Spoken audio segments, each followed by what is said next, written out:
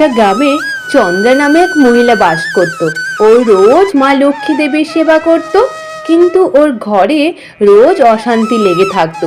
কখনো শাশুড়ির সাথে, কখনো বা বর মদ খেয়ে এসে ওকে মারধর করতো। একদিন ওর বর মদ খেয়ে এসে ওকে ঘর থেকে বার করে দিল। ও তখন পেটে বাচ্চা নিয়ে সঙ্গে কাঁদতে কাঁদতে মা লক্ষ্মীর মন্দিরে যায়।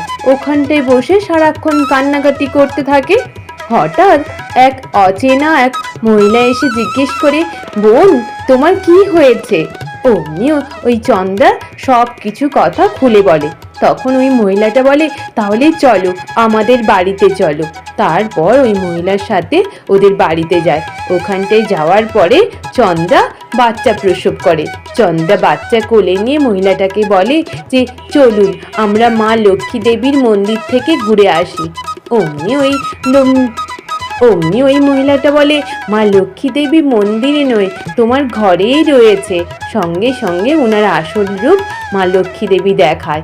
ওই দেখে চন্দ্রা তো খুব খুশি হয়ে যায়। চন্দ্রাকে মন ভরে আশীর্বাদ করে, বলে, চন্দ্রা তুমি সুখে থেকো, ভালো থেকো। এইরূপ করে চন্দ্রা তার বাচ্চাকে নিয়ে খুব খুশিতে কাটায়। আর তুমি এখনো জয় মা লক্ষ্মী কমেন্টে লিখলে না? তাহলে লিখে দিও।